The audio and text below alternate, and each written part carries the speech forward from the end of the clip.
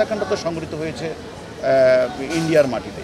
ওনাদের কাছেও তো শাহিন মোস্ট ওয়ান্টেড, আমেরিকার যে দূতাবাস আছে তাদের সাথে আমরা আনঅফিশিয়ালি আমরা তাদের সাথে এই বিষয়টি নিয়ে সাহায্য সহযোগিতা চাই। আমরা অলরেডি আপনারা জানেন আমাদের ইন্সপেক্টর জেনারেল পুলিশ স্যারের মাধ্যমে একজন অপরাধী আমরা জানি যে তথ্যপত্র বিশ্লেষণ দেখেছি সে এখন কাঠমান্ডুতে আছে। আরেকজন অপরাধী যেহেতু আপনারা জানেন যে মূল মদতদাতা বেনিফিশিয়ারি সে এখন মানে ইউএসএ অবস্থান করছে, সে আমেরিকান পাসপোর্ট। এখন আমরা আপনারা জানেন যে আমরা আমাদের দ্রুতই আমরা তাদের মোবাইল নাম্বার, তাদের পাসপোর্ট সব কিছু তথ্যপত্র সংগ্রহ করে আমাদের ইন্সপেক্টর জেনারেল পুলিশ মহোদয় ইন্টারপোলকে অবহিত করেছেন। ইন্টারপোলের মাধ্যমে মানে কাঠমান্ডু যে এম্বাসি যেটা মানে যে নেপালের যে নেপালের এম্বাসি বা নেপাল কর্তৃপক্ষকে অবহিত করেছে। আমরাও আনঅফিশিয়ালি কাঠমান্ডু যে বাংলাদেশের যে এম্বাসি রয়েছে সেই এম্বাসির সাথে আমরাও প্রতিনিয়ত যোগাযোগ রাখছি এবং আমরা বিভিন্ন ধরনের তথ্যপত্র দিয়েও কথাবার্তা বলছি। সেটা আমরা মনে করি কাঠমান্ডু আমাদের হাইকমিশন দেখছে, এটার মধ্যে আমাদের ইন্টারপোলকে অবহিত করেছি। অন্যদিকে আমরা এই বিষয়গুলি নিয়ে আবার আমরা যে আপনারা জানেন আমরা সেখানকার অনেক বড় বড় পুলিশ বিশেষ করে পুলিশ কমিশনার, আইবির যে ইন্সপেক্টর জেনারেল, তারপরে আমাদের যে সিআইডির চিফ আমেরিকার ইন্ডিয়া, সকলের সাথে কিন্তু আমরা পার্সোনালি আমরা মিটিং করেছি এবং তাদেরকে আমরা বিভিন্ন বিষয়গুলি তথ্য আদান প্রদান এবং তদন্তের বিষয়গুলি আমরা তাদের সাথে তারাও আমাদের কাছে শেয়ার করেছে, আমরা তাদের কাছে শেয়ার করেছি এবং আমরা মনে করি তাদেরকেও আমরা বলেছি যে তারাও যেন তাদের সাথে আপনারা জানেন যে আমাদের বাংলাদেশের সাথে যে এক্সট্রাডিশন যেটা ট্রেটি এটা ইন্ডিয়ার সাথে আমেরিকার রয়েছে, যেহেতু ওনারাও চাইবেন, কারণ যে হত্যাকাণ্ড তো সংঘটিত হয়েছে ইন্ডিয়ার মাটিতে।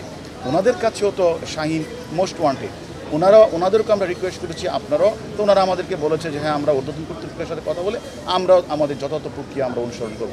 আর আমরাও ইতিমধ্যে আমাদের ইন্সপেক্টর জেনারেল পুলিশের মাধ্যমে ইন্টারপোলকে অবহিত করেছি এবং আমরা বাংলাদেশের যে আমেরিকার যে দূতাবাস আছে তাদের সাথে আমরা আনঅফিশিয়ালি আমরা তাদের সাথে এই বিষয়টি নিয়ে সাহায্য সহযোগিতা চাই।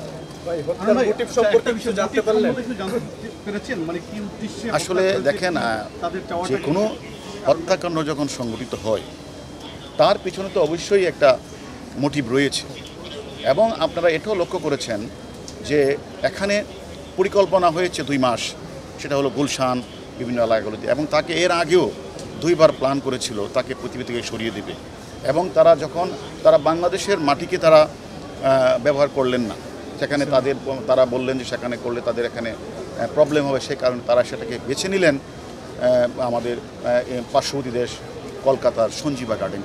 সেখানে তারা এমনভাবে তারা পরিকল্পনাটা করলেন যে সেখানে যেন তাকে হত্যা করে তার লাশটা যেন না পাওয়া যায় এবং শুধু লাশ গুম করা উদ্দেশ্য না, এবং তার যে অবস্থানটা মানুষকে ভিন্ন খাতে নেওয়ার জন্য কোনো সময় দেখা গেল ওইটা নিয়ে গেলেন বেনাপুল, কোনো সময় নিয়ে গেলেন দিল্লিতে সে চলে গেছেন, কোনো সময় নিয়ে গেলেন মুজাফফরাবাদ বিহার, এগুলিতে নিয়ে, অর্থাৎ আমাদের তদন্তকারী কর্মকর্তা বাংলাদেশ এবং কলকাতার তদন্তকারী কর্মকর্তাদের তাদেরকে ভিন্ন দিকে ধাবিত করার তাদের অনেক প্রচেষ্টা চলছিল।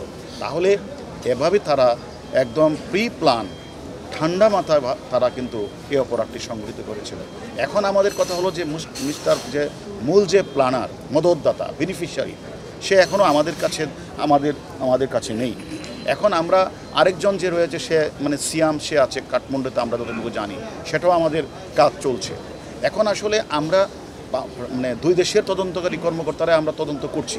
কারণ হঠাৎ করে এখানে দেখেন এলাকার আধিপত্য বিস্তার নিয়ে কোনো সমস্যা আছে কিনা, এখানে রাজনীতি, প্রতিদ্বন্দ্বী, অর্থনৈতিক, সামাজিক, বা এখানে উনি মাঝে কিন্তু কলকাতায় যেতেন, মাননীয় সংসদ, উনি একজন জনপ্রিয় সংসদ, ওনার এখানে ব্যবসা বাণিজ্য ছিল কিনা, অথবা উনি যখন গোপালের বাসা থেকে বের হওয়ার পরে উনি এই যে শিমুল ভুইয়া তাকে যে নিয়ে গেলেন ওই সঞ্জীবা গার্ডেনে, সেখানে উনি কি আবার নতুন ব্যবসায়ী সেজে উনি নতুন ব্যবসায়ীর মিথ্যা তথ্য দিয়ে সেখানে নিয়ে গিয়েছিলেন কিনা, আমরা কিন্তু সবগুলি কিন্তু, এবং আপনারা যারা সাংবাদিক ভাইরা আছেন আপনারাও অনেক ধরনের তথ্য আপনারা আমাদেরকে দিচ্ছেন, সব কিছু আমরা বিচার বিশ্লেষণ করছি, পাশাপাশি ইন্ডিয়ান পুলিশ এগুলো বিচার বিশ্লেষণ করছে।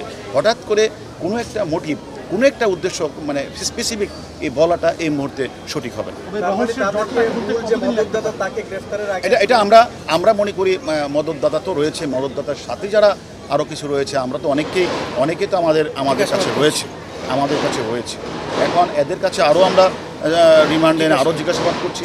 পাশাপাশি মদতদাতা ছাড়াও আপনি জানেন যে আমাদের পার্শ্ববর্তী দেশ কাঠমান্ডুতে অনেকে অবস্থান, তাদের সব কিছু আমরা চেষ্টা করছি। আমাদের এখন মূল কাজটি তো হচ্ছে, যেহেতু আপনারা জানেন এই মামলাটা কিন্তু মূলত আমরা একটা কনক্লুসিভ পর্যায়ে নিয়ে এসেছি।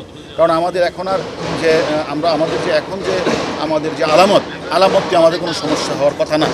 পাশাপাশি আমাদেরকে পারিপার্শ্বিক সাক্ষ্য ডিজিটাল এভিডেন্স আমাদের কাছে রয়েছে, সব কিছু আমাদের এবং দুই পক্ষের মানে গুরুত্বপূর্ণ আসামিরা গ্রেপ্তার রয়েছে এবং তাদের কাছ থেকে তথ্যপত্র নিয়ে আমি মনে করি আমরা মামলাটার কনক্লুসিভ পর্যায়ে আছে। এখন আমাদের কাজটা হবে কিছু আসামি যারা বাইরে অবস্থান করছেন তাদেরকে দ্রুতই ফিরিয়ে এনে দুই দেশের ঐকান্তিক প্রচেষ্টার মাধ্যমে আমরা দ্রুতই তাদেরকে ফিরিয়ে আনার চেষ্টা করবো। পুরো জট খুলতে কতদিন সময় লাগতে পারে, যে এখন পর্যন্ত একটা ধোঁয়াশা অবস্থা? জট বলতে আমরা তো অলরেডি বললাম যে এটা কনক্লুসিভ পর্যায়ে আমরা নিয়ে এসে পড়েছি। আমরা কারণ আপনারা জানেন তারা মানে হত্যাকাণ্ডের জন্য স্থানটা বেছে নিয়েছে কলকাতার সঞ্জীবা গার্ডেন, বাট যারা এই হত্যাকাণ্ড সংঘটিত করেছে মদতদাতা, মূল ঘাতক থেকে শুরু করে সকল আসামিকে তো মোটা দাগে বাংলাদেশি। অতএব আমাদের মূল কাজ হবে এখন হত্যার সব কিছু তো আমরা মোটামুটি আমাদের নখদর্পণে চলে আসছে এবং কনক্লুসিভ পর্যায়ে আমরা নিয়ে এসেছি। আমরা মনে করি বাকিদের জন্য আমরা কাজ করছি। আমরা শীঘ্রই তাদেরকে আইনের আওতায় বিচারের মুখোমুখি আমরা দাঁড় করাবো।